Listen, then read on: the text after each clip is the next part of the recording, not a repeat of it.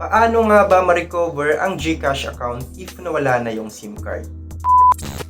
What is up mga paps, and welcome back naman po sa ating channel. In this video naman po is ituturukan po sa inyo kung paano nga ba natin ma-recover yung ating GCash account if nawala na yung SIM card na nakalink sa ating account. For your information mga paps, yung video po na to is part 2 na po ng ating video tutorial. Since meron na pong uploaded video about this tutorial kung saan itinuro ko po sa inyo yung unang procedure. So I decided to make this video mga paps para po ituro pa sa inyo yung next procedure after nyo pong makapag-submit ng ticket. So sa unang procedure po kasi natin mga paps is kailangan po natin makapag-submit ng ticket para po ma-raise natin yung concern natin kay GCash. So kung di nyo pa po napanood yung video nun mga paps, mas better po na panoorin nyo po siya muna before nyo po panoorin yung video na to para po maintindihan nyo po yung full procedures. So ilalagay ko na lang din po sa description box and comment section yung link po ng video na yon para po may access kayo. And after nyo pong mapanood yung video nun mga paps, ito na po yung part 2 ng tutorial natin. And kung napanood nyo na po siya, mas maigi po dahil direkta na po tayo dun sa iba pang steps or next step or next procedure na kailangan natin gawin para tuluyan ng ma-recover yung ating GCash account kahit na wala na yung dating SIM card natin. So without further ado, tara simulan na natin to.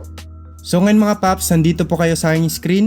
So ang una lang po natin gagawin is i-monitor po natin yung ating Gmail dahil dun po magre-response si GCash para po ma-update tayo regarding po sa ating concern. So sa Gmail natin mga paps, hanapin po natin yung email ni GCash. Tulad po nito. So sinasabi ni GCash dito mga paps, thank you for reaching out to GCash support. We fully understand that you have lost your SIM. We strongly recommend that you request to temporarily block your account, which will block all logins and transactions to keep your funds safe. Would you like to temporarily block your lost account? So dito mga paps, tinatanong lang po tayo ni GCash if gusto po nating i-block yung ating GCash account temporarily. Dahil yun po yung unang step mga paps bago po sila magbigay ng mga options na pwede nating gawin. So sa email na to mga paps, reply lang natin yung I would like to temporarily block my lost account. And once na na-receive na nila yung reply nyo mga paps, automatic po na ibablock niya yung inyong GCash account. So after po nilang ma-block yung inyong GCash account, ito po yung magiging email nila or i-message po nila kayo ng ganito.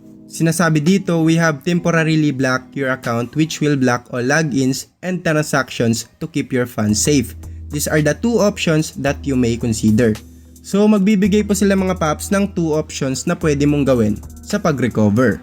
Ngayon, ito yung first option. You can keep the same number by coordinating with your network service provider to request a new SIM with same mobile number.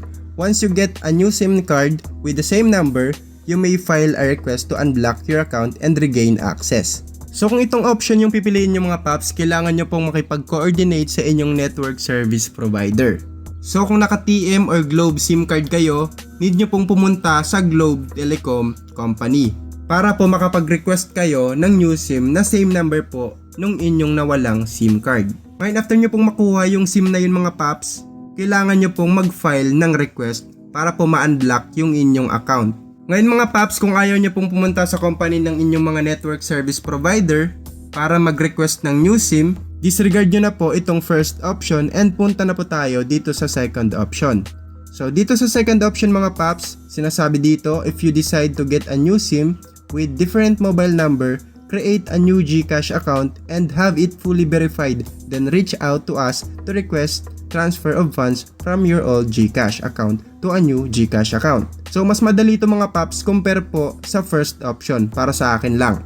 Dahil di ka na po pupunta or makipag-coordinate dun sa inyong network service provider para makakuha ng new SIM, ang kailangan mo lang po gawin is bumili ng panibagong SIM card na merong different mobile number or different number. And after that, kailangan nyo pong mag-create ng new GCash account and kailangan po ma-fully verified ito. Ngayon, after nyo pong ma-fully verified yung inyong new GCash account, kailangan nyo lang po mag-request ng transfer of funds. So kung mayroon pong laman yung inyong old GCash account, I highly recommend na piliin nyo po itong second option. Pero nasa inyo pa rin yung mga paps kung ano yung prefer nyong option. Ngayon naman kung pipiliin nyo talaga itong option 1 mga paps no, and ayaw nyo pong mawala yung old account nyo, ito lang po yung next na gagawin nyo. Sinasabi dito mga paps, to request for the unblocking of your account, chat with Gigi and type unblock my account. So punta lang po kayo kay chat with Gigi, Then message nyo lang po siya ng unblock my account. Then manghihingi po siya ng mga additional documents. Ang kailangan nyo lang pong ma-provide is any valid government issued ID and yung selfie with the ID. And mas better mga paps, yung gagamitin nyo pong valid ID dito is yung ID po na ginamit nyo sa pag fully verified ng inyong GCash account. So yan po is para po sa first option. Ngayon naman po, kung mas prefer nyo itong second option, kailangan nyo lang po mag-transfer of funds or mag-request ng transfer of funds. Ngayon ituturo ko po siya kung paano. Ngayon buksan lang natin yung ating GCash, then help center lang tayo. Then dito sa help center mga paps, search lang natin dito yung transfer of funds. Then click natin tong pinakauna, how do I transfer money and services from my old GCash account to my new one. Then dito mababasa yung required documents. So kailangan nyo pong makapag-provide ng one accepted valid government ID and yung clear photo of yourself holding your valid ID. Dito mga paps, scroll down lang natin, then hanapin natin itong if it is the first time that you will be reaching out to GCash to transfer your funds. Click natin yan mga paps. Then click natin tong click here to request the fund transfer. Then mapupunta ka po sa submit a ticket. Dito po may form po tayo na need fill outan. Ilalagay po natin dito yung ating email address na registered sa ating GCash account. Then yung ating full name. Then select nyo lang po yung country kung saan ka nakapag-register sa GCash. Then syempre yung ating mobile number sa GCash. Yung mobile number na ilalagay mo dyan mga paps is yung mobile number na po ng inyong new GCash account. Dito naman po sa your account type, select lang natin dito yung Filipino citizen 18 plus years old with PH SIM. Then after that, need lang din po natin ilagay yung ating old GCash mobile number, yung nawalang mobile number. Then transfer to fully verified GCash mobile number. Dito ilagay nyo lang po ulit yung mobile number ng inyong new GCash account. Same lang po yan dito sa mobile number.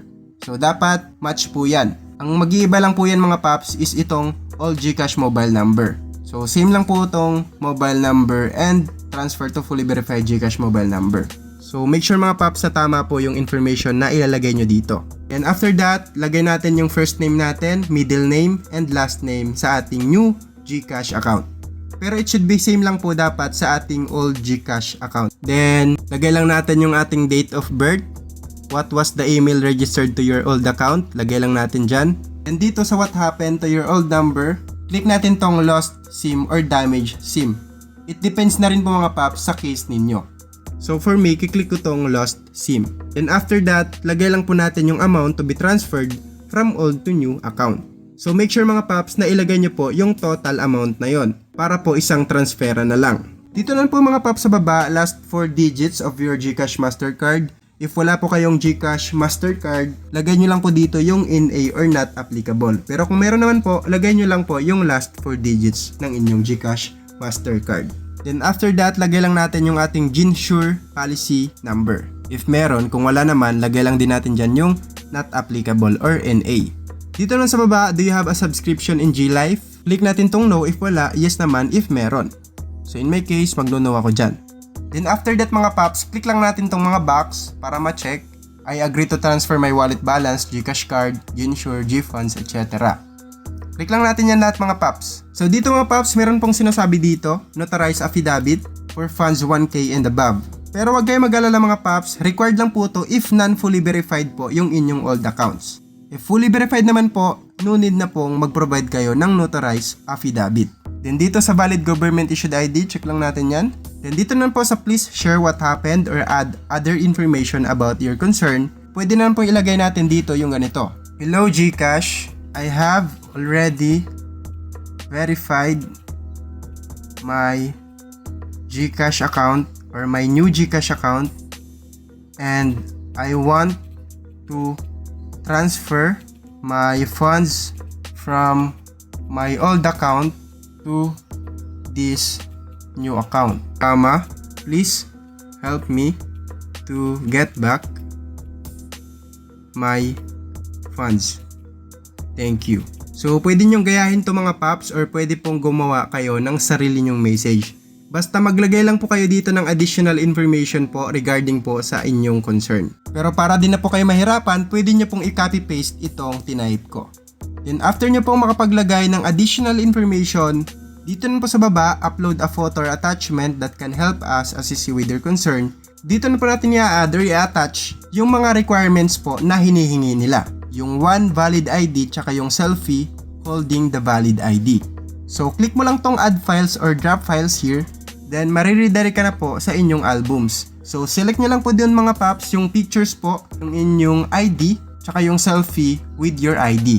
Ngayon mga paps, after nyo pong ma-upload yung mga pictures na yon, click nyo lang po tong submit. Then after po natin makapag-submit ng ticket, monitor lang po natin ulit yung ating Gmail and yung ating new GCash account para ma-check po natin if na-transfer na yung ating funds from old account to new GCash account. So bali yung i-expect nyo pong email dyan mga paps galing kay GCash is yung i-message niya po kayo na na-transfer na yung funds ninyo from old to new account. Katulad po nito. Mahaba na po yung isang araw para po ma-process yung transaction na yan. So based po yan sa experience ko mga paps, bilang nag-a-assist din po dun sa mga GCash users po na naka-encounter na ng ganitong issue or problem. Tulad po nitong si Sir Carl, si Miss Shane, and marami pa pong iba yung natulungan na po natin regarding this issue. So ganun lang po yung procedure mga paps para po ma-recover yung ating GCash account kahit na wala na yung SIM card. Ngayon naman mga paps, if meron pa po kayong mga katanungan, pwede nyo po akong i-message sa aking FB page. Ilalagay ko na lang din po sa description box yung link po nito para po may access kayo if gusto nyo po akong i-direct message. But before I end this tutorial mga paps no, if naghahanap po kayo ng mura at matibay na sapatos, pwede nyo pong i-visit yung aking store mga paps dito sa aking channel. Click mo lang tong visit store. So mayroon dito mga sapatos mga paps na pwede sa inyong mga anak, asawa, or mahal sa buhay. Or pwede na rin po para sa inyong sarili. So marami po ditong pagpipili ang sapatos mga paps. Check nyo lang po baka po meron kayong magustuhan. And hanggang dito lang po ang video na ito. Sana kahit papaano is nakatulong. Have a nice day, thank you and goodbye. Peace out.